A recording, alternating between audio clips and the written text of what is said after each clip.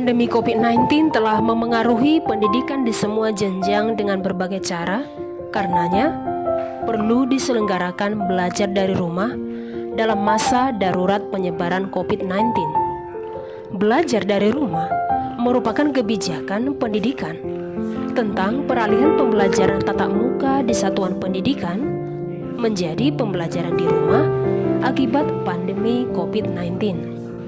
Tujuan belajar dari rumah memastikan pemenuhan hak peserta didik untuk mendapatkan layanan pendidikan selama darurat COVID-19, melindungi warga satuan pendidikan dari dampak buruk COVID-19, mencegah penyebaran dan penularan COVID-19 di satuan pendidikan, dan memastikan pemenuhan dukungan psikososial bagi pendidik, peserta didik, dan orang tua. Pembelajaran jarak jauh merupakan kegiatan belajar mengajar antara pendidik dan peserta didik dengan lokasi terpisah, sehingga memerlukan sistem telekomunikasi interaktif untuk menghubungkan keduanya dan berbagai sumber daya yang diperlukan di dalamnya. Setelah lebih dari 1 tahun siswa belajar di rumah, pemerintah mengeluarkan aturan terkait rencana tatap muka terbatas. Vaksinasi bagi tenaga pendidik menjadi akselerasi rencana pembelajaran tatap muka agar segera terrealisasi. Surat keputusan bersama SKB 4 Menteri menyatakan bahwa tiap-tiap sekolah wajib memberikan layanan belajar tatap muka terbatas setelah seluruh pendidik dan tenaga kependidikan menerima vaksin COVID-19. Surat keputusan bersama 4 Menteri ditandatangani Menteri Pendidikan dan Kebudayaan Nadiem Makarim, Menteri Dalam Negeri Tito Karnavian, Menteri Agama Yagut Kolil Qomas, dan Menteri Kesehatan Budi Gunadi Sadikin.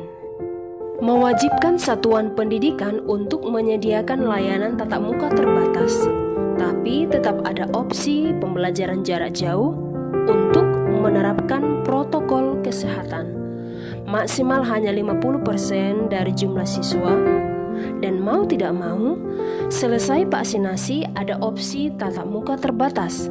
Selain itu, melalui sistem rotasi, tatap muka, dan pembelajaran jarak jauh. Protokol kesehatan pembelajaran tatap muka terbatas sebelum pembelajaran: 1. Melakukan disinfeksi sarana prasarana dan lingkungan satuan pendidikan. 2. Memastikan kecukupan cairan disinfektan, sabun cuci tangan, air bersih di setiap fasilitas CTPS, dan cairan pembersih tangan atau hand sanitizer. 3. Memastikan ketersediaan masker. 4. Memastikan termogun atau alat pengukur suhu tubuh tembak berfungsi dengan baik.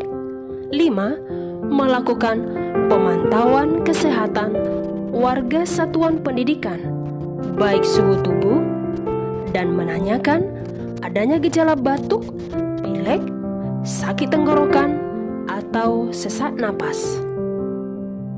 Setelah pembelajaran: 1. Melakukan disinfeksi sarana prasarana dan lingkungan satuan pendidikan. 2. Memeriksa ketersediaan sisa cairan disinfektan, sabun cuci tangan, dan cairan pembersih tangan atau hand sanitizer. 3. Memeriksa ketersediaan sisa masker. 4. Memastikan termogun atau alat pengukur suhu tubuh tembak berfungsi dengan baik. 5.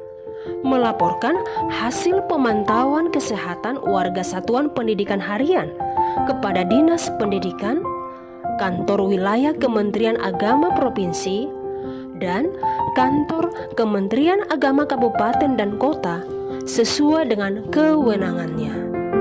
Gerakan 5M COVID-19: 1. Memakai masker. 2. Mencuci tangan pakai sabun dan air mengalir.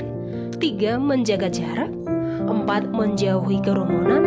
5. Membatasi mobilisasi dan interaksi.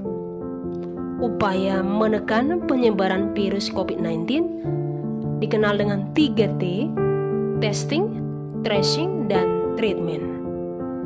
Jangan dibayangkan semua siswa di Indonesia berbondong-bondong ke sekolah seperti saat sebelum pandemi COVID-19.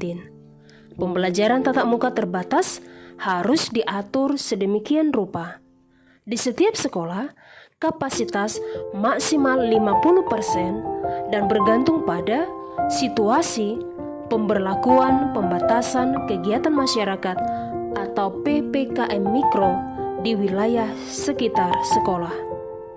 Intinya, di tahun ajaran baru nanti 2021 ada opsi PTM ataupun PJJ. Jika orang tua belum mantap mengizinkan anak ke sekolah, maka anak bisa belajar di rumah dengan layanan PJJ dari sekolah. Artinya, sekolah wajib menyediakan dua pilihan, yakni PTM atau PJJ yang tetap berbasis pada PPKM Mikro dan mengikuti dinamika di masyarakat. Jika suatu daerah mengalami peningkatan terhadap angka infeksi, maka pembelajaran tatap muka tidak dilakukan.